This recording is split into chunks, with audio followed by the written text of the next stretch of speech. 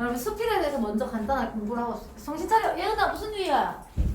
무슨 일이야? 잠 못 잤어? 우리 먼저 수필에 대해서 공부를 하고 넘어갑시다. 자, 수필은요, 여러분 어떤 것을 경험하거나 어떤 것에서 사색이라는 생각을 많이 하는 것을 이야기해요. 사색을 해가지고 거기에서 성찰, 깨달음 혹은 자신의 삶에 대한 반성 같은 것들을 하는 것을 이제 수필이라고 이야기를 해요. 이해되시죠? 실제 경험을 했을 거 아닙니까? 그래서 소설과 다르게 소설에 나는 꾸며낸 대상이잖아요. 그쵸? 그래서 수필의 나는 작가라고 생각하시면 돼요. 이해되셨어요? 수필의 나는 작가예요. 자신이 경험하거나 생각한 것에 대해서 성찰, 깨달음, 반성, 자신의 감정이 나타나기 때문에 수필의 작가는 나예요. 수필은 크게 두 가지가 있어요, 여러분. 중수필이랑 경수필이 있어요. 이 중수필은 무거울 중자, 경수필은 가벼울 경자를 써요. 그러니까 되게 무거운 내용을 썼어. 이걸 중수필이야. 가벼운 내용을 썼어. 경수필. 이렇게 보시면 여러분 좀 힘들고요. 사회 문제에 대해서 썼어. 그래서 그 사회 문제를 이렇게 하면 해결할 수 있을까? 어떻게 해야 해결할 수 있을까? 같은 것들 자신의 주장이 많이 들어있을 거 아닙니까? 그런 것들은 중수필이라고요. 어떤 자신의 경험을 통해서 개인의 문제라든가 나의 문제라든가 아니면 일상에서 느끼는 문제 혹은 어떤 반성 같은 것들을 느끼는 걸 경수필이라고 여러분들 거의 대부분 경수필을 배우게 될 겁니다. 물론 무소유나 뭐 아니면 먹어서 죽는다 같은 그 수필 같은 경우는 중수필이지만요. 자, 그랬을 때 우리는 수필의 성격을 몇 가지를 보시면 될 것 같은데 자, 자신의 경험과 사색을 통해서 성찰, 깨달음, 반성을 한다 했잖아요. 그래서 수필은 성격 나아가 내가 겪었던 일을 고백하는 형식이라는 뜻이에요. 이해되셨어요? 이해되시죠? 그리고 자신이 경험을 했어요, 여러분. 그래서 이거는 체험적이다. 다른 말로 똑같은 말 경험적 성격을 가지고요. 자신이 했던 거 거짓말 쓰면 안 되겠다라서 사실적 성격 가지고요. 주변에 있는 모든 것들이 수필의 재료가 될 수 있어요. 이거를 뭐라고 해? 신변 잡기적이다 그래요.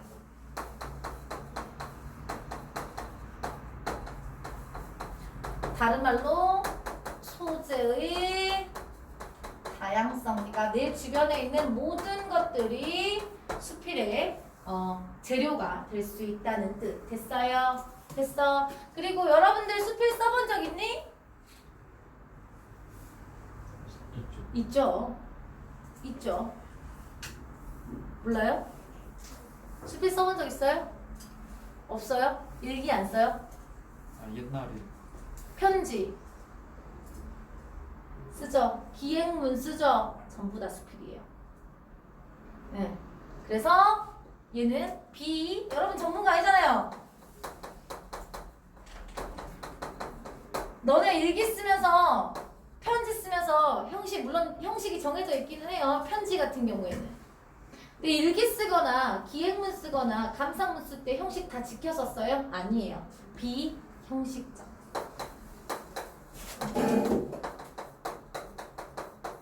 특징을 가지고 있어요. 수필의 6가지 성격은 여러분들이 고3 올라갈 때까지 여러분들을 괴롭힐 거고 당연히 알아야 될 특징이기 때문에 알고 넘어가실게요.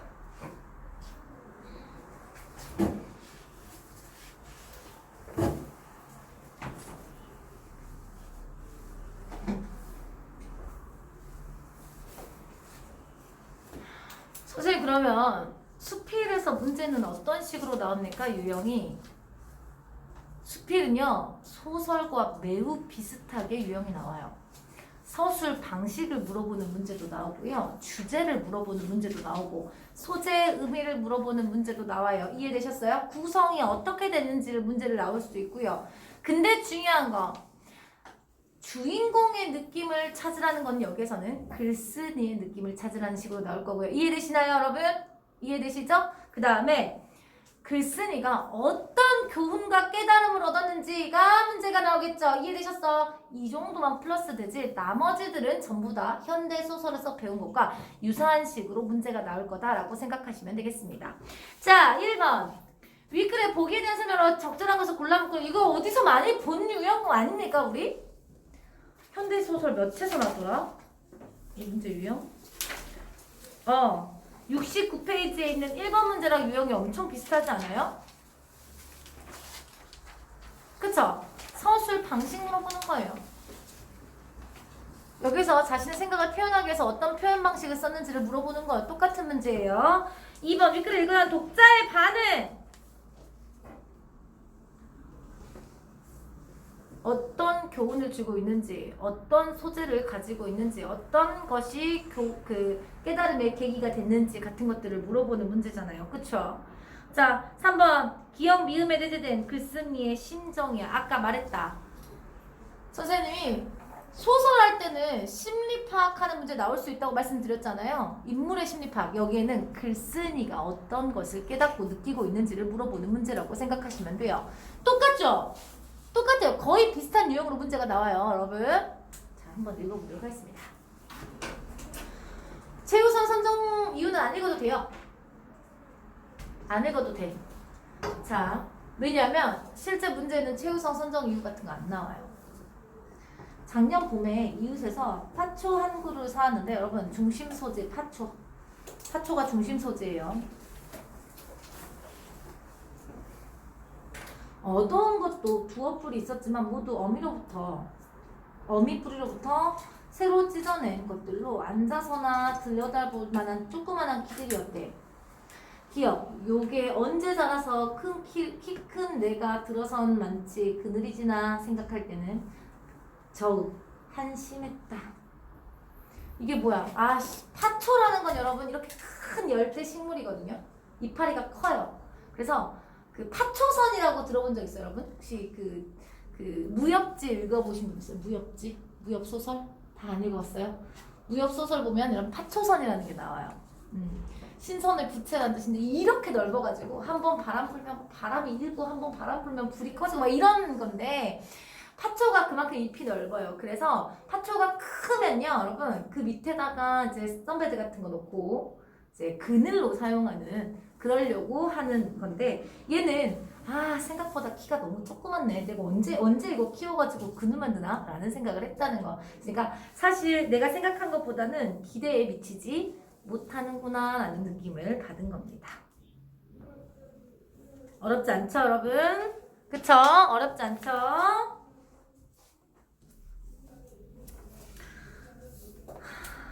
그래, 지나다닐 때마다 눈을 빼앗기던 이웃집 큰 파초를 그게 사오고 만 것입니다.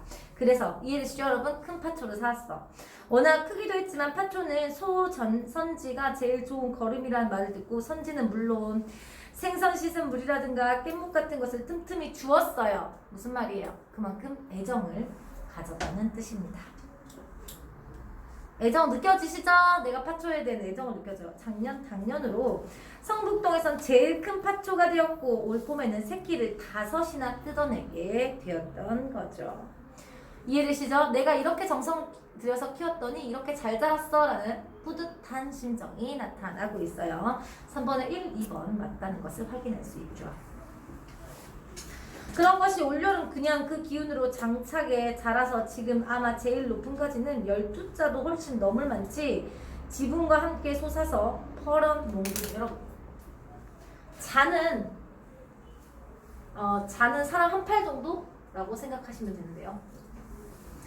12자면 한 자가 30몇 센치, 한 팔은 훨씬 안 되겠다. 한 30몇 센치? 그러면 12자면 몇 미터지? 3m. 4m? 4m 정도? 엄청 크죠? 그쵸? 지나가는 사람마다 이렇게 큰 파초는 처음 봤구나 하고 우러러보는 것이었다. 겁나 뿌듯해. 나는 그 밑에 의자를 놓고 가끔씩 남국의 정조라는 것은 여러분 열대식물이라고 말씀드렸죠? 우리가 따뜻한 지방 하면 보통 남쪽을 생각하잖아. 그치? 그래서 얘가 남쪽 지방의 어떤 분위기를 느꼈다 이런 표현이라고 생각하시면 돼요. 이해되시죠? 남쪽 지방의 분위기를 느꼈다. 3번에 3번까지 동그라미 칠 수 있겠네요. 파초는 언제 보아도 좋은 화초다. 폭염 아래서도 그의 푸르르고 싱거운 그늘을 눈을 씻어줌이 물보다 더 서늘한 것이며 비오는 날 다른 화초들은 입을 다문 듯 우울할 때 파초만은 은은히 빗방울을 등기어 주렴 안에 누웠으되 듣는 이의 마음 위까지 비를 뿌리고도 남는다. 파초에 대한 애정 느껴지네요. 이해되십니까? 가슴에 비가 뿌리되 옷은 젖지 않은 서늘함 파초를 가꾸는 이 비를 기다림이 여기 있을 것이다. 오늘 앞집 사람을 일찍 찾아보자 하였다. 여러분 무엇이 나타나요? 구체적 경험이 지금부터 나타납니다. 이해되십니까 여러분? 이제부터 구체적 경험입니다. 저거 파초 파십시오 한다. 팔다니요? 저거 이제 팔아버리셔야 합니다. 그렇게 꽃이 나온 건 다 큰 표고요. 내년엔 영락없이 죽습니다. 그건 제가 많이 당해본 일이겠죠. 한다. 죽을 때 죽더라도 보는 날까진 봐야 하지 않겠소? 여러분 태도가 다른 게 느껴지십니까? 그까지 이제 두어 달 더 보자고 그냥 두세요. 지금 팔면 파초가 3개나 저렇게 큰 것을 5원도 더 받습니다. 누가 마침 큰 걸 하나 구한다니 그까지 거 슬쩍 팔아버리시죠. 여러분 파초를 뭘로만 보고 있어요? 이해되십니까? 물질적 가치로만 보고 있습니다. 나는 여기서 정신적 가치를 느끼고 있죠. 그쵸? 정신적 가치를 느끼고 있는데 얘는 물질적 가치로만 이 이웃사람 물질적 가치 물론 이 이웃사람 나쁜 마음 아니에요. 이웃을 생각해서 이거 팔아 돈 될 때 팔아 이렇게 충분히 얘기할 수 있잖아요. 그쵸? 얘 나쁜 의도로 얘기한 건 아니에요. 생각하면 고마운 일이다. 이왕 죽을 것 가지고 돈이라도 한 5원 만들어 쓰라는 말. 그러나 나는 얼른 마음이 쏠리지 않았어. 왜냐면 그까짓 거 팔아보아고 5원 좀 벌써 미닫이에 빚 뿌리지 않게 챙이나 다시죠. 그는 내가 서재를 짓고 챙을 다 해달지 않는다고 자기 일처럼 성하던 그러니까 걱정해주는 거예요. 나는 챙을 하면 파초에 비 맞는 소리가 안 들린다고 몇 번이나 설명했으나 그는 종시 객적은 소리밖에 안 듣는 모양이었죠. 그는 오늘 오후에 다시 한번 와서 지금 좋은 작자가 있는데쇼 하고 입맛을 따셨어요. 정말 파초가 꽃이 피면 열대지방과 달라서 한번 말랐다가는 다시 소생하지 못할지도 모른다. 그러나 내 마당에서 아니 내 방 미닫이 앞에서 나와 두어의 얼음을 낳고 이제는 그 발육의 절정이 올라 꽃이 핀 것인 거야. 그러니까 무엇을 가지고 있는 거야? 애정, 정신적인 가치를 느끼고 있는 거죠. 이해되시죠? 그러니까 여러분 3번의 정답은 4번이 돼야 돼요. 뭐 이렇게 싸게 팔라고 이런 의미가 아니란 뜻이에요. 이해되셨어요? 고마웠어. 생각하면 고마운 일이야. 근데 나랑 가치관이 다를 뿐. 얼마나 영광스러운 일인가. 이해되시죠? 나 2년 동안 넉넉하게 이 파초를 키워냈고 이 파초에서 정신적인 만족감을 얻었다. 만족하고 있는 거죠. 그쵸? 그가 한번 꽃을 피웠으니 죽은들 어떠하리. 여러분 그가라 그랬잖아. 그가. 의인법이에요. 파초에 대한 애정을 드러내주고 있는 거죠. 이해되셨습니까?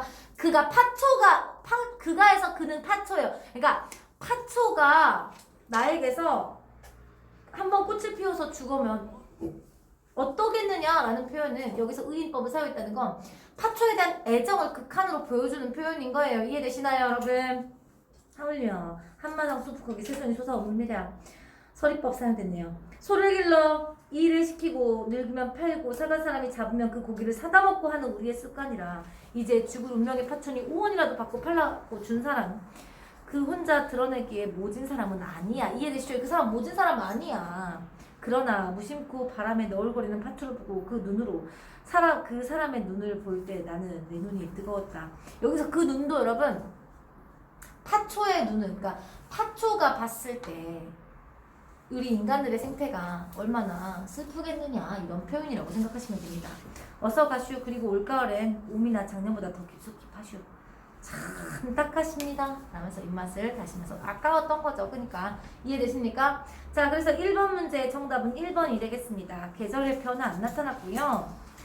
대상의 변화에 주목해서 차이나 깨달음을 표현한 것은 아닙니다. 그래서 리을과 헷갈렸을 수 있겠습니다. 여러분 디귿은 완전히 틀렸다는 건 알겠는데 리을이랑 헷갈렸을 수도 있다고 생각을 해요. 그렇지만 계절의 변화가 어떻게 나타나는지는 안 나타났고요. 거의 대부분 여름을 배경으로 하고 있는 거죠. 1번 구체적 일화 나타났고요. 대상에 대한 두 인물의 대조독통을 통해서 나 화자의 이 서술자 그러니까 작가의 가치관을 표현을 해주고 있는 거고요. 2번 위크를 읽고 난 뒤에 독자의 반응으로 적절하지 않은 거. 마지막에 여러분 소 기르다가 팔고 그 고기 사 먹는 거 생명을 소중하게 여기지 않는 사람이 얘밖에 없는 것은 아니다라는 표현을 통해서 그죠? 생명을 소중하게 생각했던 우리 민족의 전통 같은 건 나타나지 않아요. 정답은 3번이 된다. 확인할 수 있겠습니다.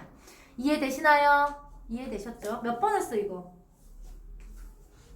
틀리신 분들 이거 몇 번 했죠? 5번은 선생님이 아까 여기서 설명한 걸로 해결이 됐을 거라고 생각해요. 그쵸? 수필의 특징, 일반적인 특징에 대해서 물어본 게 5번이기 때문에 5번은 뭐 어렵지 않게 해결됐죠? 좋습니다. 도영아, 어디 안 좋니? 아니요. 괜찮니? 1번 79페이지 글쓴이가 대화하는 상대방에 대한 설명이고요. 이거 상대방이에요. 상대방. 대화하는 상대방이에요. 상대방의 성격이라든가 상대방이 어떤 사람인지를 파악하는 문제. 그러니까 소설에서 인물 파악하는 문제랑 똑같은 거예요. 이해되셨어요 여러분? 소설에서 인물 파악하는 문제랑 똑같은 거고요. 보기를 바탕으로 읽글이 이해하는 대로 적절하지 않은 거. 이거 보기 중요하겠죠? 도영씨 여러분 안 들릴 거예요. 도영씨가 읽을 테니까 여러분들도 눈으로 읽으셔야 돼요. 읽어주세요. 보기요? 보기. 네. 인간은 개성을 가진 존재이다. 하지만 현실은 인간의 개인적 욕망을 무시하고 인간에게 특정한 것을 강요하거나 억압하는 일이 많다. 이에 인간은 현실의 요구에 따라 변화하여 적응하기도 하며 현실에 적응하지 못하고 소외되어 버리기도 한다. 그리고 현실의 강요 속에서도 자신의 개성을 추구하며 살아가기도 한다. 자, 이거는 무슨 말이냐면 인간의 개성인데 이걸 무시하고 특정을 강요하거나 억압하는 사람인 건지 억압하는 것을 이야기를 하는 건지 여기에서 거기는 변화해서 적응하는 건지 소외되는 것인지를 알아보는 문제예요. 이해되셨습니까? 여기 밑에 뭐 오리알, 진흙, 쇠고기, 오리새끼, 피땀 보이십니까 여러분 밑에? 소설에서 소재의 의미를 파악하는 것과 똑같은 겁니다. 이해되시죠? 우리 소설을 먼저 배웠을 때 좋은 점은 이거예요. 수필에서 나오는 문제 유형을 우리는 금방 파악할 수가 있는 거고요. 3번 기억 미음에 대한 학생들의 반응인 거예요. 의미 파악, 이거는 말의 의미 파악하거나 아니면 이 부분에 어떤 마음으로 이걸 얘기했는지 같은 것들을 파악하는 문제. 소설과 완전하게 똑같습니다. 핏단이 먼저 아세요 여러분? 핏단? 핏단이 먼저 아세요? 그 이제 뭐라고 해야 되지? 오리알을 진흙에 넣어요. 껍질째. 그러면 우리가 생각하면 이제 흙에다가 넣었으니까 썩겠죠. 오랜 시간이 지나면. 그치? 썩겠잖아요. 품어주질 않았으니까. 근데 그게 시간이 지나면 약간 초록색? 파란색으로 바뀌어요. 어떤 색깔이면 이것보다 조금 더 진해요. 여기에 파란빛이 나는 찾아보세요. 실제 여러분 이런 색깔이 나요. 그러니까 이 초록색이랑 이 파란색 섞은 듯한 느낌의 보통 우리가 오리알에서 그런 느낌이 날 리가 없잖아요. 썩기 직전인 거예요. 썩기 직전. 그게 더할 나위 없이 좋은 풍미를 주더라 라는 내용을 하고 있는 거고 여러분 이 글의 서술형의 특징 느껴지시죠? 대화를 통해서 생각을 표출을 해주고 있네요. 자네 핏단이란 것 아나? 핏단이라니 그게 뭔데? 중국집에서 빼갈 중국 음식 중국 술 안주로 나오는 오리알 말이야. 핏단이라고 쓰지. 시퍼런 달걀 같은 거 말이지. 여러분 여기 나오죠. 진짜 시퍼래요. 상상이 안 되죠? 진짜 시퍼래요. 약간 보석 같은 느낌이 들기도 해요. 그게 오리알던가? 오리알이지. 비록 오리알인 만정 나는 그 핏단을 대할 때마다 모자를 벗고 절을 하고 싶은 생각이 든대요. 그러니까 얘는 보통 사람들과 다른 생각을 가지고 있는 거죠. 이해되셨습니까? 보통 사람과 다른 생각을 가지고 있습니다. 그건 또 왜 내가 존경한 요리, 존경할 요리한 것도 있나? 그랬더니 있고 말고 내 얘기를 들어보면 자네도 공감이 갈 걸세. 오리알을 껍질째 진흙으로 싸서 겨 속에 묻어두거든. 한 반년쯤 뒤, 여러분 진짜 반년이나 놔둔다니까요. 페퍼 썩고 같잖아요. 근데 반년쯤 지난 뒤에 흙덩이를 부수고 껍질을 까서 술안주로 내놓는 건데 속은 굳어져서 마치 삶은 계란 같지만 흙덩이 자체에 옮기 위해 따로 가열한 것도 아니네. 만드는 과정입니다. 여러분 이거 만드는 과정. 오리알에 대한 조예가 매우 소상하신데 내가 친한 사이니까 이렇게 얘기한 거지. 조예가 있으신데 이렇게. 아니야 나도 그 이상은 잘 모르지. 내가 아는 건 거기까지야. 껍질을 깐 알맹이는 멍이 든 것처럼 시퍼런데 한번 맛을 들이면 풍미가 기가 막히다. 쉽게 말해서 이거 보기에는 막 맛있어 보이죠? 시퍼런 음식 먹고 싶니? 야 봐봐 계란이 시퍼렇다고 생각해요. 먹고 싶겠어요? 그래서 보기에는 볼품없고 맛이 없어 보이지만 맛을 한번 들이면 풍미가 기가 막히다 이런 표현이에요. 그래서 3번에 1번 적절하다는 것을 확인할 수 있고요. 연소나 상어 지느러미처럼 고급 요리 축에는 못 들어가도 그러니까 비싼 음식은 아니겠구나 라는 것을 알 수가 있어요. 이해됐죠? 비싼 음식 아니다. 3번에 2번 적절하고요. 술안주로는 그만이지. 그래서 존경을 한다는 건가? 그랬더니 아니야. 좀 생각해봐. 날것째 오리알을 진흙에다 싸서 반년씩 내다 두면 썩어버리거나 부화해서 오이새끼가 나와야 할 이치가 아닌가? 그런데 썩지도 않고 오이새끼가 되지 않고 독자의 풍미를 지닌 핏단으로 화생을 한다는 거 이거 놀라운 일이 아닐 수 없지. 허다한 감나가는 요리를 제쳐주고 내가 핏단 앞에 절을 하고 싶은 이유가 여기 있다네. 그럴싸한 이야기. 여러분 그럴싸하네. 그럴싸하다. 지금 동조하고 있어요. 상대방의 말에. 썩지도 않고 오리새끼 되지 않는다. 그저 썩지 않는다는 게 아니라 거기서 말 못할 풍미를 맛볼 수 있다는 거. 그것이 중요한 포인트지. 남들은 나를 글줄이나 쓰는 사람으로 치부하지만 부찬주로 살아왔으면서 나는 한 번도 핏단만한 글을 써본 적이 없다. 망한 거는 10년 뜨면 물리가 난다라는 속담이 있는데 똑같아요 여러분. 서당계 3년이면 풍어를 읊는다. 글 하나 쓸 때마다 입시를 치르는 중학생 마냥 긴장을 해야 하니 망발도 이만저만이다. 쉽게 말해서 나는 이때까지 글을 썼는데 글 쓸 때마다 처음 쓰는 것 같이 긴장을 하더라. 핏단처럼 그런 독특한 풍미가 나는 글을 쓰지 못한다 이런 뜻이겠죠. 3번에 3번 적절한 거고요. 초심 불망이라 하지 않아 늙어도 죽도록 중할승했으면 했으면 오죽 좋아. 이거 뭐야? 상대방을 위로해주고 있어요.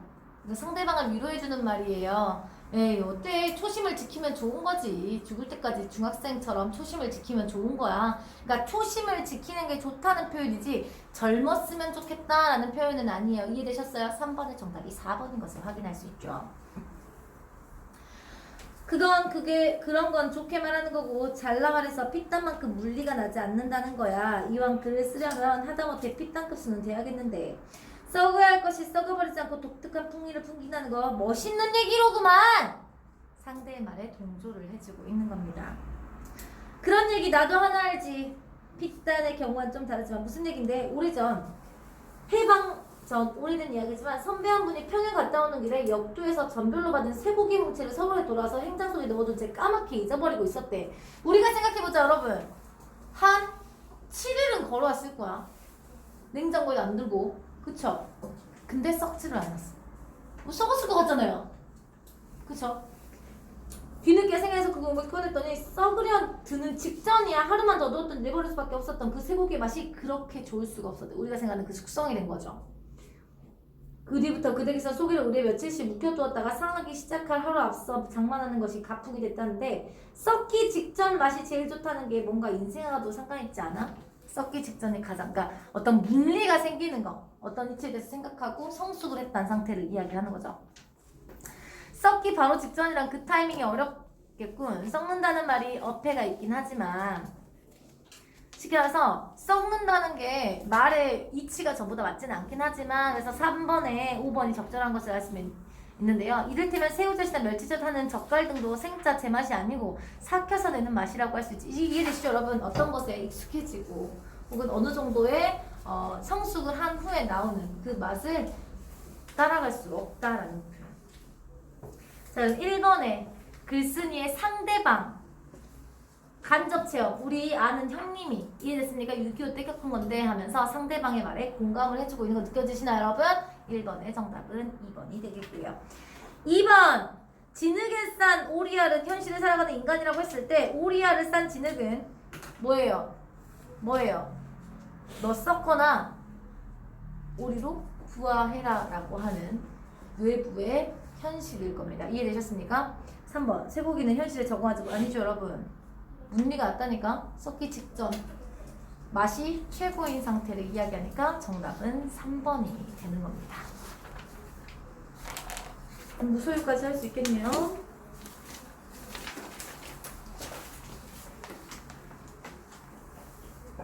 아 여러분 혹시 무소유 내용은 알아요?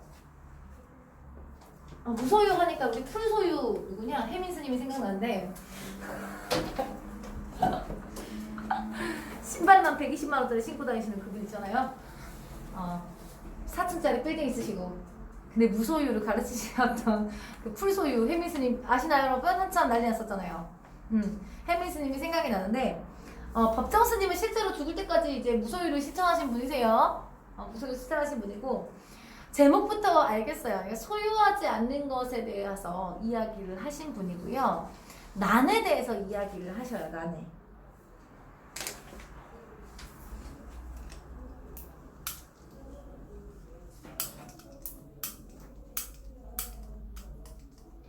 이거는 현실 자체에 대해서 어떤 우리가 너무 집착하고 있다. 현실은 지금 집착하고 있는 것이다 라고 이야기를 하고 있는 걸 통해서 이거는 중수필에 가까운 수필이라고 보시면 되겠고요.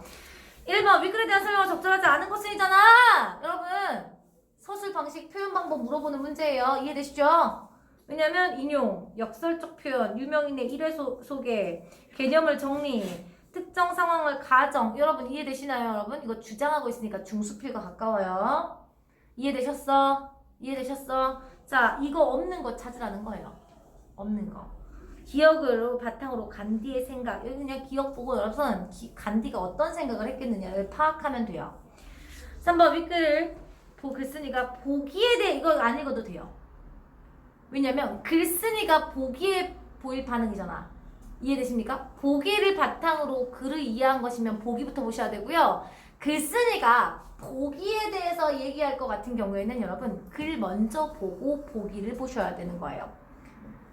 이거는 무조건 알고 계실게요. 선생님 보기 먼저 읽으라 했으니까 3번 보기부터 읽어야지 이러면 안 돼요.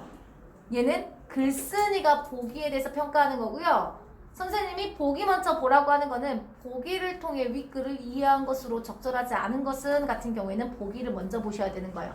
도영씨 무슨 말인지 알아먹었죠? 약속은 약속이니까 시간이 많이 남아도 선생님 무소유까지만 할 거예요. 아주 시간이 많이 남겠죠? 아직 수업 20분 넘게 남았으니까. 근데 무소유 아무리 길게 해도 10분이면 될 것 같은데 그죠? 자, 나는 가난한 탁발스이요 내가 가진 거라고 물레와 교도소에서 썬 밥그릇과 염소 젖 한 통 허름한 요포 5장 수건 그리고 대단치 않은 평판 이것뿐이요. 마하트마 간디가 여러분 간디 플레임 얘기하라고 하면 대답하는 사람을 내가 이때까지 한 명도 못 본 것 같아요. 선생님은 모임 같은 거 하면 상식 퀴즈 같은 거 내거든요. 뭐 6.25 전쟁 언제 일어났어? 뭐 이런 거 있잖아요. 이런 것들 내는데 야 광복이 몇 년인지도 모르는 사람 많더라. 민재야 우리나라 광복 몇 년이지? 1900 아니 그 6.25 전쟁 뭐라고? 광복. 광복이요. 1945년. 맞죠 여러분. 이 정도는 알아야지. 근데 여러분 성인들 이거 모른다? 진짜예요. 모르는 사람 되게 많아. 마하트마 간디는 여러분들이 잘 알고 있을 거예요. 비폭력 운동을 하신 분인데 물론 여러분 존경할 점도 되게 많긴 하지만 이게 종교적인 것 때문에 이분이 와이프가 몇 명이더라? 10 몇 명? 몰랐죠? 그 다음에 관계는 그러니까 잠자리를 같진 않지만 잘 때 어린 여자애들이 수발을 들어줬대요. 옆에 같이 잤대요. 누워서 한 10살 남짓 하는 그런 여자애들이 수발을 들어주니까 우리 기준으로 판단하면 안 되는 거지만 그죠? 거기는 문화가 있으니까 그런 삶을 사셨던 분이지만 실제로 이런 운동을 하신 것도 맞죠. 런던에서 열린 제2차 원탁회의에 참석하기 위해 가던 도중 마르세유 세관에게서 소지품을 펼쳐보이면서 한 말입니다. K. 크리팔라니가 겪은 간디어록을 읽다가 이 구절을 보고 나는 몹시 부끄러웠다. 선생님 말했죠? 작가의 생각을 아주 고백적으로 표현을 해주고 있는 거야. 부끄러움을 느꼈대. 왜냐면 내가 가진 것이 너무 많다고 생각했기 때문이다. 적어도 지금의 내 분수로. 그러니까 내 분수로 내가 가지고 있는 것들이 너무 많았다라고 생각한 거죠. 사실 이 세상에 처음 태어날 때 나는 아무것도 갖고 나오지 않았다. 살 만큼 살다가 이상의 적에서 사라져 갈 때도 빈손으로 갈 것이다. 공수래 공수거예요. 이게 무슨 말이냐면 공수 빈손으로 올레자 빈손으로 왔다가 공수 빈손으로 갈 거자예요. 이해되셨어요? 그러니까 불교 용어예요. 공수래 공수거. 그런데 살다 보니 이것저것 내 몫이 생기게 된 것이다. 물론 일상에서 소용되는 물건들이라고 할 수 있다. 그러나 없어서는 안 될 정도로 꼭 기묘한 것들인가? 살펴볼수록 없어도 좋을 만한 것들이 적지 않았다. 뭐예요 여러분? 스스로 물어보고 스스로 지가 대답했죠. 잠은 자다. 우선은 1번에 동그라미 칠 수 있는 게 있네요. 1번과 3번 동그라미 칠 수 있겠네요.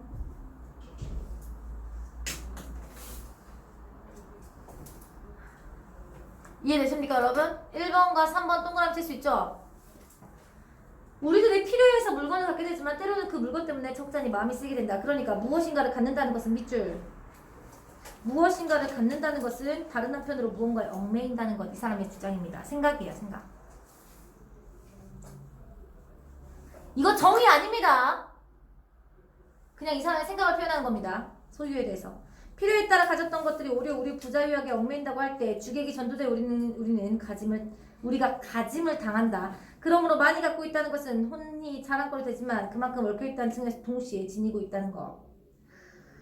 인간의 역사는 어떻게 보면 소유사처럼 느껴진다. 보다 많이 자기 몫을 위해 끊임없이 싸우고 있는 것처럼 같다. 소유에는 한정도 없고 휴일도 없다. 그저 하나라도 더 많이 갖고자 하는 일념으로 출렁거리고 있는 것이다.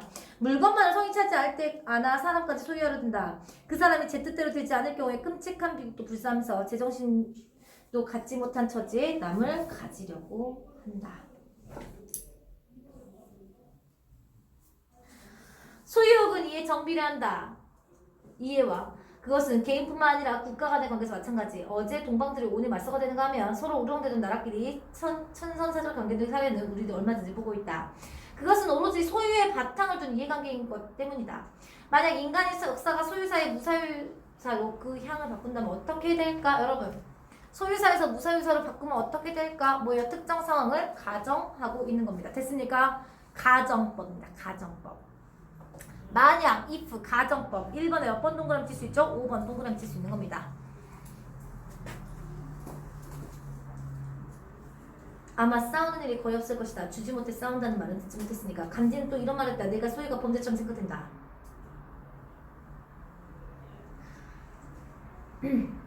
그가 무엇인가 갖는다면 같은 밑줄 기억의 의미예요. 그가 무엇인가를 갖는다면 같은 물건을 갖고자 하는 사람들이 똑같이 가질 수 있을 때 하는다는 것. 근데 그것은 거의 불가능하죠. 자기 소유에서 범죄처럼 자책하지 않을 수 없다는 것.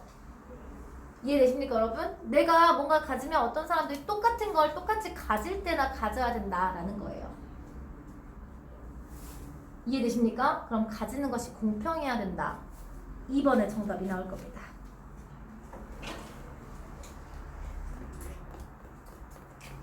몇 번입니까? 이번에? 몇 번이겠습니까? 그러면?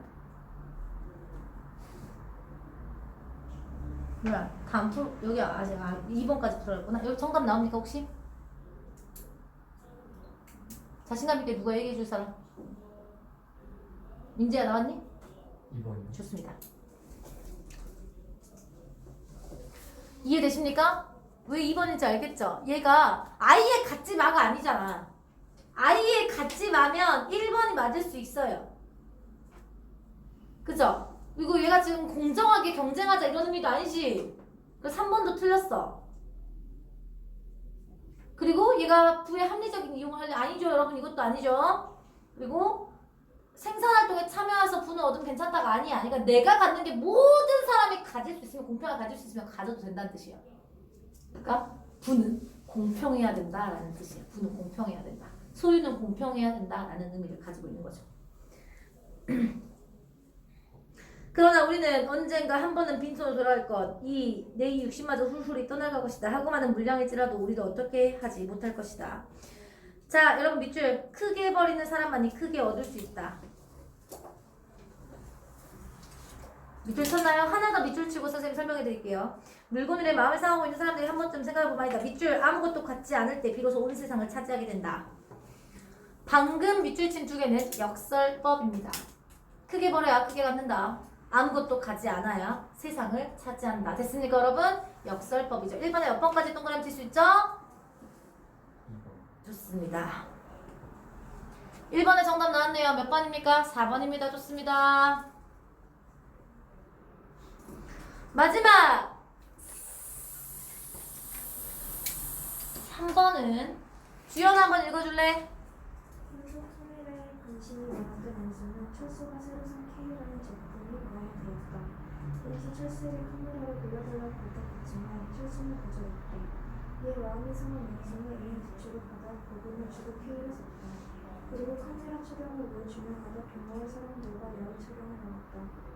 그러다 보니 가족들과 함께할 시간이 부족해져서 가족들을 돈까지 사게 되었다. 더욱이 은행에서 대출한 돈도 받지 못해 경제적 형편도 어려워지고 있었다. 그래서 양수는 가족과 보다 많은 시간을 갖고 싶었지만 그동안 투자했던 돈이 아까워서 사진 촬영 동료를 포기할 수 없다. 우선은 여러분 영수는 우선 카메라를 빌려줘 했는데 거절한, 그러니까 소유욕 때문에 빌려달라고 했던 거죠. 근데 그걸 거절한 철수와 사이가 멀어졌으니까 소유욕으로 해서 인간과 어떤 관계에 갈등이 생긴 상태인 것을 확인할 수 있고요. 소유욕 때문에 가족과 갈등까지 이루고 있습니다. 그리고 이 소유욕 때문에 대출을 했기 때문에 여러분 얘가 지금 자유롭게 자신의 시간을 쓰거나 자신의 돈을 쓸 수 있는 상황이 아니라는 것도 확인이 됐죠? 이해되셨죠, 여러분? 이해돼요? 이해됐죠? 그리고 자신의 경제적 여건 같은 걸 생각하지 않고 실행을 하고 있는 것으로 보입니다. 소유욕 때문에. 그럼 정답 나올 겁니다. 그럼 정답이 나와야 돼. 건희 씨가 정답 한번 찾아보자.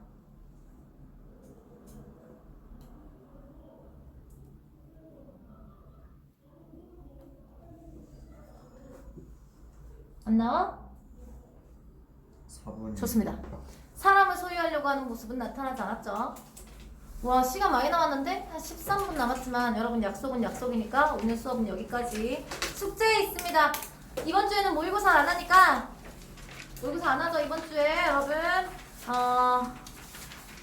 내일 모레까지니까 많이는 안 내드릴게요. 많이 안 내드리고 4, 5, 6, 7 4개만 내드릴게요. 4, 5, 6, 7 아니다. 어머 5까지밖에 없네. 4, 5까지.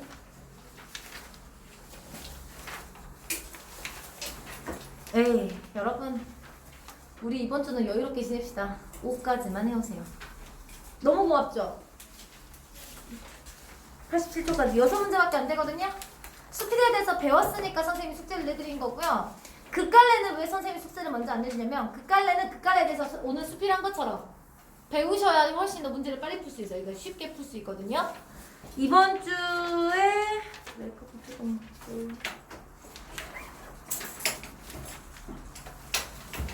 4, 5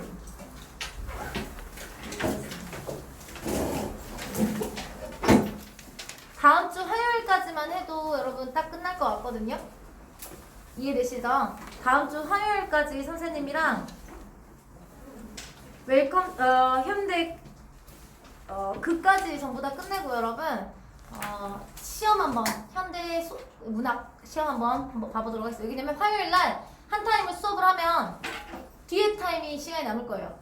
딱 끝날 거예요. 무슨 말인지 알겠죠? 뒤에 타임을 통해서 여러분들 시험 한번 보고 여러분들이 이제 딱 반 끝났으니까 여러분들이 공부가 얼마나 돼 있는지 한번 확인을 해보는 시간을 갖도록 하겠고요. 선생님이 모의고사 시험 잘 보신 분에게는 선물을 드리도록 하겠습니다. 선생님이 뭔가를 하자고 하면 항상 있죠? 뭐라고 하지? 보상이. 선생님이 10,000원짜리 문화상품권 있거든요. 네.